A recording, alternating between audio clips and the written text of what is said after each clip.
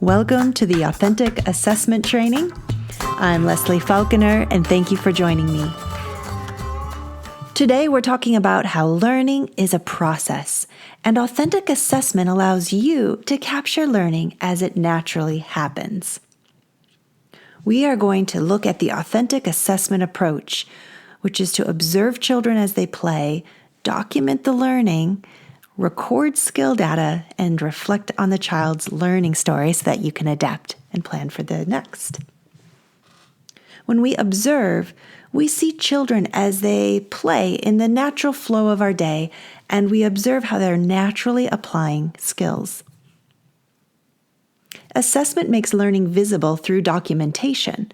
Documentation could be a sample of the child's work, such as a drawing or a video of them playing with blocks or with scarves. These observations provide evidence of the child's ability to apply and use a specific skill. A child's skill level develops gradually and builds upon itself. By monitoring a child's development over time, we can collect data on what a child cannot do, can do, and can do with help.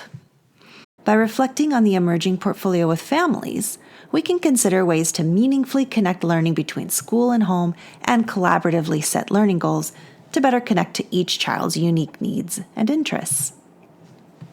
So observe, document, record, reflect. Sounds easy enough. So why do we all cringe when we think of doing an assessment? Does it take too much time? Is it too hard? Are you unsure if you're doing it right? Do parents and state expect too much? Well, during this training, I'm going to show you how to approach assessment as a fully integrated element of the way you teach and play with children. We will demystify assessment checklists and start writing stories that will make both you, parents, and children smile. Observing and documenting is an art. Let's start. Observation is the first step to authentic assessment, and it is all about seeing the child, really seeing the child, see their strengths, their interests, their limitless curiosity. Observation is also a way to show children that you value their ideas and knowledge. If you only work one-on-one with a child, this may seem quite possible. But when you have a room of 15 or 20 preschoolers, you may find it difficult to focus on a single child. So this is why we recommend that before the day begins, you define your focus. Focus is the basis of successful observation and documentation. You'll want to focus on one skill, one child, one experience. So if we have to focus on one skill, what is that one skill that you want to observe today? You could choose from a skill from these 7 domains, and there's 35 skills here. So for example, maybe you want to focus on a writing skill. Your goal then is going to be to catch children writing in whatever way throughout the day. They may be outside drawing with their finger in a sandbox, or sitting at a table drawing a picture and attempting to write a few letters in their name. Authentic assessment is all about capturing learning in the natural experience of the day. Nonetheless, you want to ensure that the children will have an opportunity to use that focus skill today. So this is why we recommend that you plan at least one fun game or project, or set up a learning center in a way that you know will trigger the skill. Trying to assess all 35 skills every single month for every single child is a lot. So Experience Curriculum helps you manage the assessment planning process by mapping out when to assess the 35 skills over a 3-month period. If you continue to follow the 3-month rating periods all year, then you will have an observation paired with documentation evidence of every skill at the beginning, middle, and end of the year. This allows you to easily track ongoing growth and development consistently all year long. If you use any level of the experience curriculum, you will see the planned focused assessment activity embedded in the daily lesson plan and marked with a star. When assessment is part of your everyday play, it's fun to anticipate how children will engage with that game or project. I always like to begin with a planned activity, but then use it as a way to uncover or expand on that natural curiosity of the child. So this monthly learning game calendar is part of the Experience Curriculum's embedded assessment system. It's a great tool to simply hang on the classroom wall. Then you will know what's coming up and families can see as well. When families come to pick up their child, they may even want to scan the QR code here at the bottom of this calendar so they can find the same calendar online. So you can see here the game Name Pockets is referenced here because it was the STAR assessment activity for Lesson 1 that we just looked at a moment ago. On the learning game calendar, each day features a game like Name Pockets, and that is linked to this explanation sheet, which also includes a super short demonstration video for how to play this activity at each developmental level: infant, toddler, preschool, school age. For teachers, the supplies are already included in your classroom curriculum kit. So in the assessment bag, teachers will also find a printed version of this daily learning game sheet. And you can hang this, Name Pockets, for example, also on your door for parents to see in the morning, and they can quickly scan those QR codes and watch little videos of how their child may be interacting with that game for the day. Okay, so you picked a skill focus, like alphabetic knowledge. You planned a game or a project, like Name Pockets. And now the children are busy playing. So you go grab your camera, you're starting to take a few photos, and now your next step is to record their developmental level of that skill. This is often where teachers and parents start to feel a little stress. Maybe you're unsure how to know if the child is actually on target, or are they delayed, advanced? And what if what you write down the parents don't agree with? How are you going to communicate with them? Stress and fear comes from the unknown. And fortunately, there is a lot known about child development. And there has been a significant amount of research on how children learn, when different developmental stages occur, how we can lay the building blocks during these early years so that our children are emotionally, physically, and intellectually prepared to navigate obstacles and problem solve creatively through school and into life. Experience Curriculum has distilled all this research into a few handy reference tools for both teachers and families. There's a research foundation book that gives you the deep dive, and then the developmental continuum of skills poster that you can hang on the wall for just quick reference. And there's also these parent-friendly skill flyers that in one sheet explains one skill. So it'll say what the skill is, why it's important based on research for children, and how children develop and learn the skill during their infant, toddler, preschool, and early school age years. These skill flyers are included in the Child Portfolio Bundle by Experience Curriculum and designed so that after you observe children demonstrate that skill, you can record the child's skill level directly on that sheet, put it in their portfolio. When families receive the child's portfolio, the parents can immediately see their child's skill level while at the same time read about that skill and start to understand developmentally what that child's next step may look like as they continue to grow. Okay, let's go back quick to these daily game sheets. So the videos and information on these sheets support both teachers and families to know how a child may apply the skill at different developmental stages. On the back of that daily learning game sheet, teachers can use the group assessment form to mark the developmental level for each child. At quiet time, this information and any notes can be transferred to the child's portfolio. To fill this in, simply write the name or initials of each child on the back. Then mark their level as they play. If they participated in the activity completely on their own, then mark in the middle of their level, according to your curriculum that you're using. So for preschool, right here in the middle of the preschool level. If they could do it, but only with your help or some prompts, mark the dot before the middle. Let's review what research says about alphabetic knowledge.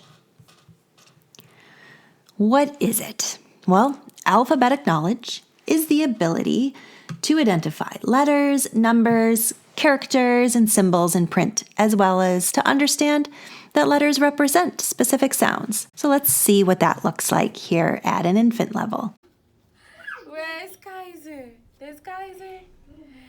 When infants begin to look for familiar people and objects when given their names, we see evidence of them using alphabetic knowledge. Peekaboo.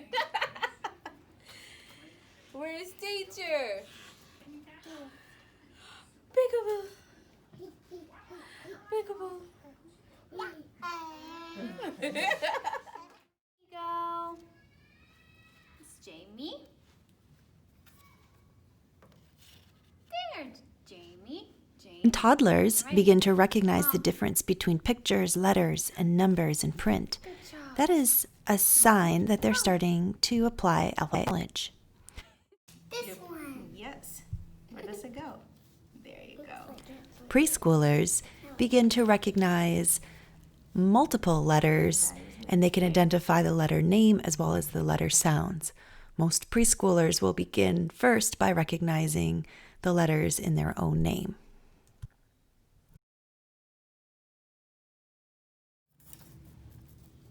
The other one. I got it. As children enter first and second grade, they recognize all letters and all sounds and begin to also recognize letter patterns, word families, and they can start to put letters together to even spell and make their own words. There.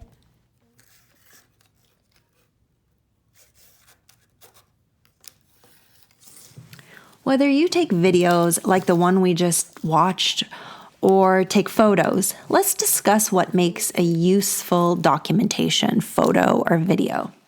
So here's a tip. Make sure whether you use an app, digital camera, phone, tablet, that when you start snapping those photos, you focus, remember the focus, on one child, demonstrating clearly one skill during one experience. This serves as a documentation moment.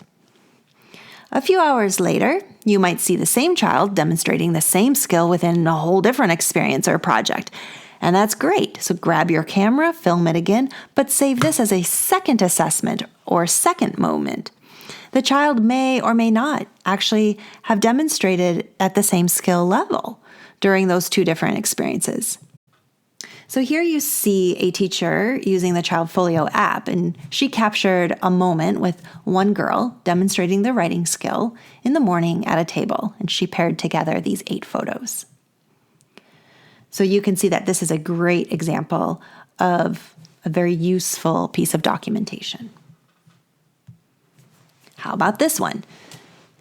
Does this teacher have a documentation focus for this moment?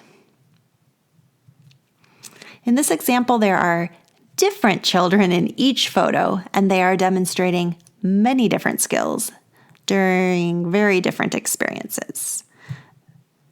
So they did not focus on one child, they did not focus on one skill, and they had a whole bunch of stuff happening. If you're going to capture 2 children, that's totally fine as long as both children are in all photos within that moment and that they are interacting together around the same experience. So any of the photos above, if used alone, could actually make a useful piece of documentation. But when put all together with a note above it saying, playing in centers, this is more of a parent communication talking about what happened in our day, versus an assessment where the observation was focused on finding specific evidence of the child's ability to use a defined skill.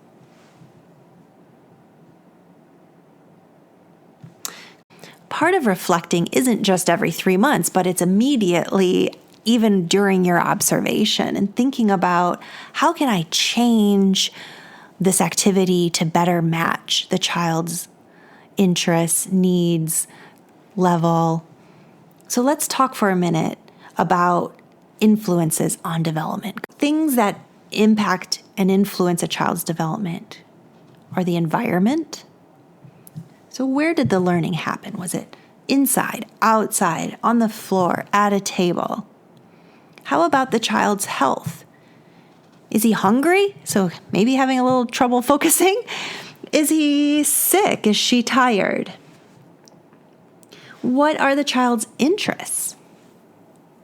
Was the topic even interesting to the child? What type of activity was it? Did it connect with his learning style? What about people? Who was learning with the child? Was it in a small group, a large group? Was he doing the activity on his own, interacting with you? So the environment, health, interests, and people are 4 influences that can either support the growth and development of a child or can hinder it. So let's think about that as we dig into another example activity. And we're going to look at an art activity this time that's been scaffolded into 4 different levels. And let's observe first the infant and toddler experience with this art activity and think about which skills you saw happening and also what were the potential influences. Look, baby. Look. Get it. Get it. Get it, Ren. Which one do you want? So many colors, so many choices. Which one? There's black. Then there's red. Then there's yellow. Ooh, look. Good job. You see it? Yeah, look. Good job, Red. You stick them back on? Look. Watch me. Look. You stick it back on? Good job, Ren. Yep, look. You put it on the wall? Good job, Ren. Put it on the wall. Put it on the wall. Good job! Yay! You're gonna take some shapes and you're gonna stick it onto the paper Okay. so we can make a picture similar to this one. It's a red. Good job. So do you want to go ahead and find a shape to start with? Mm-hmm.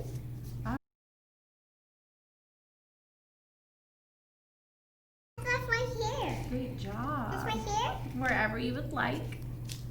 Good job. What's that one? What shape is that one?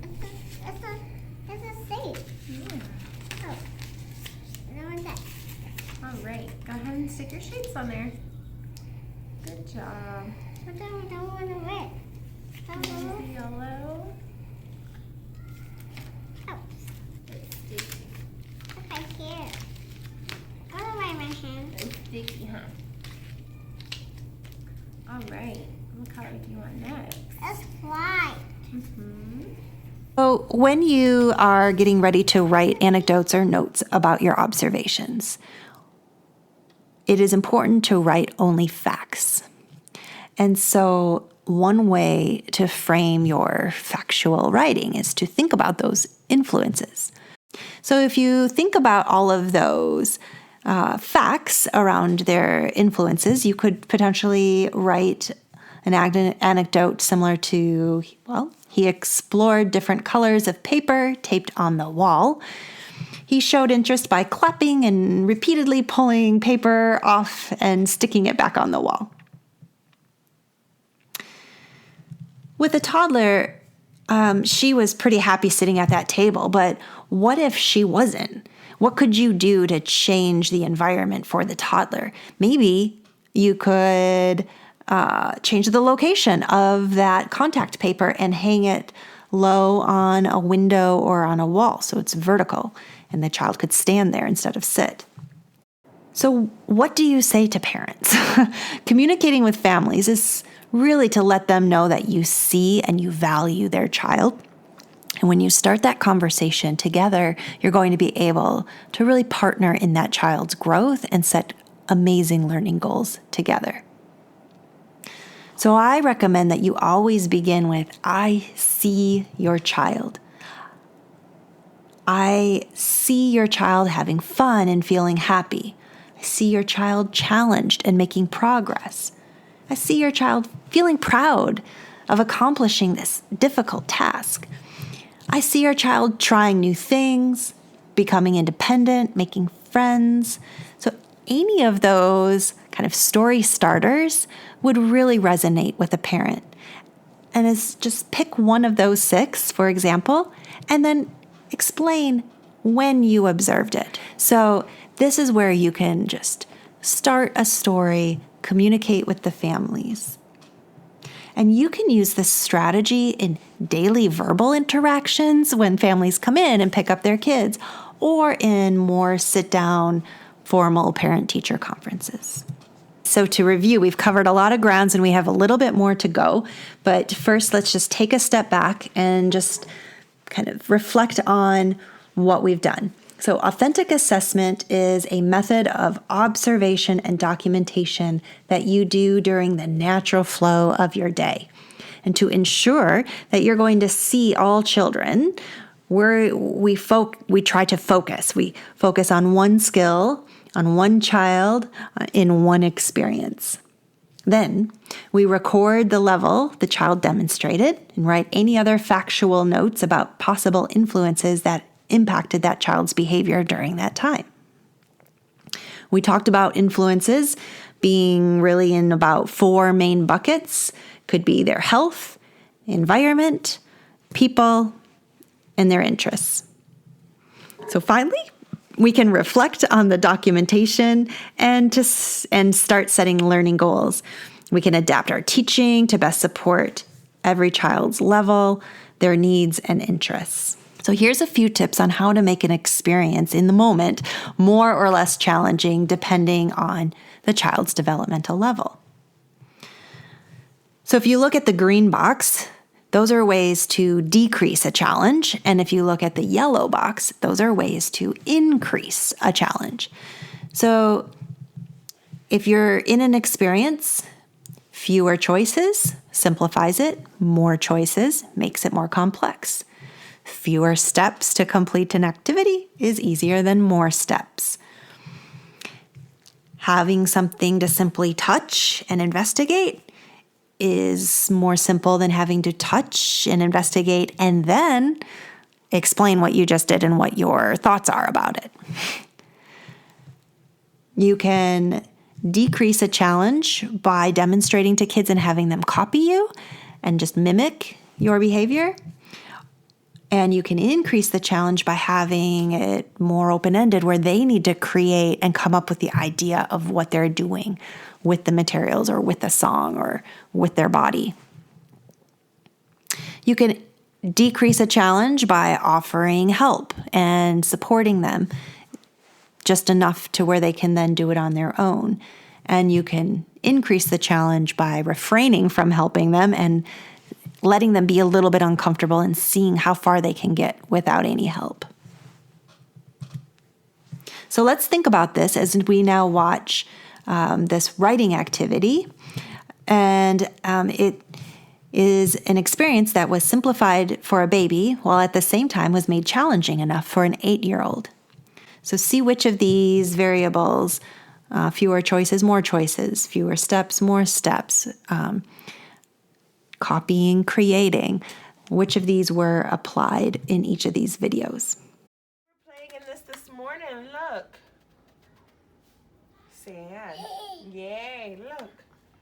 A. Look. Look. A. Good job. Look. You see the rocks in there? Yes. Now look. Ready?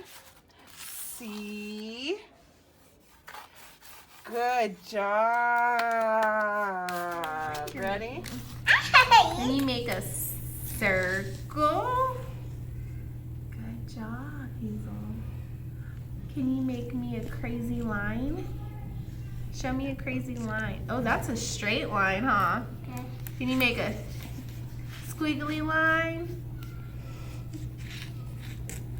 Great job.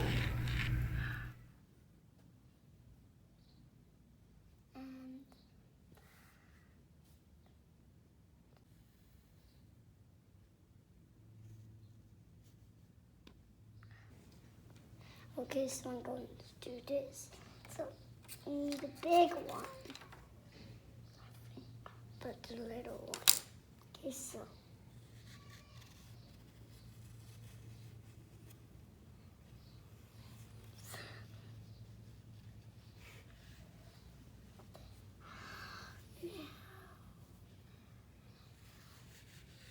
There. So, pet. Okay. Put, do the P first. Put. That's a P. T. Pet. Wait, that's an E? No, that's a T. I do an E. I did an E and I did T. The authentic assessment approach invites us to observe children as they play naturally in the flow of your day. You document the learning as they're playing and record the skill level data. As the child is playing, and also every few months, you can reflect on that child's emerging learning story and then adapt the activity or plan future ideas that will best embrace the child's interests, set learning goals, and support them in their ongoing growth and development. Authentic assessment makes learning visible and invites us to see the whole child in every moment of our day.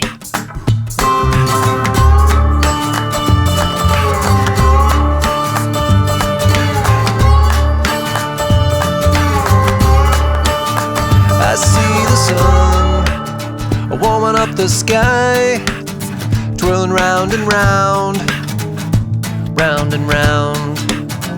I see the sun warming up the sky, twirling round and round, round and round. Come on, dance like the sun.